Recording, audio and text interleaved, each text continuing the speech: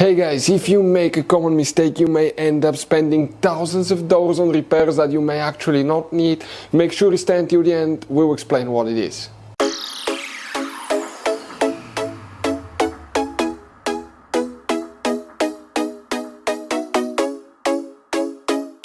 Hey guys, welcome back to World Mechanics. Thank you guys for watching and subscribing to the channel. Today will be super helpful video to any of you having a Dodge Ram, that generation here, from year 2013 to year 2018.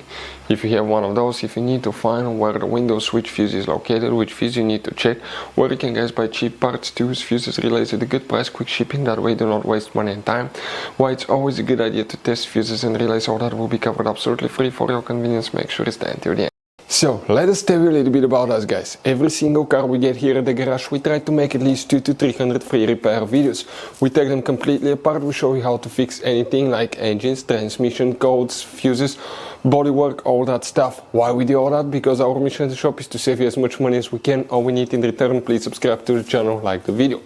On this channel guys, specifically, we will be making a video about every single fuse, every single relay on that Dodge Ram.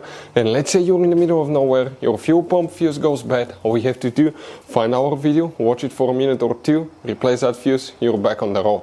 So we do that guys to help you as much as we can. Also, we have more than 14,000 free repair videos on our YouTube channels that can save you thousands of dollars in future repairs. So let's start on it now.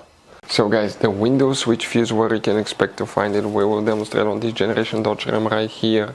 What you need to do, go ahead and open the hood guys. Once you open the hood here, on the driver's side, if we zoom in, that's your car battery here. In front of it guys, okay, you have that fuse box. Here what you need to do, you have two tabs, one there, press them, lift, it will open. On the inside you'll find the main engine fuse box with a layout like this one. Before we continue, let's explain quickly why it's always a good idea to test fuses and relays. Guys, it's very important to always test your fuses and relays. Why? Sometimes you may think you have a good fuse guys. It's hard to tell. Look at those fuses, right? And sometimes, okay, you pull the fuse, okay, I'm going to get the fuse puller and I'm going to remove one fuse. I want to show you on that 20 amp fuse, sometimes it's very unclear if that fuse is burned or not. You may not clearly see it. So always guys test them, because if you don't test the fuse, you assume it's good, you end up spending money, time and diagnostics for problems that do not exist guys. So you can just waste your money and time. Always test your fuses, always test relays. We will put links in the description of the video below where you can find guys a video for testing a fuse and testing a relay that will explain everything that you need to do.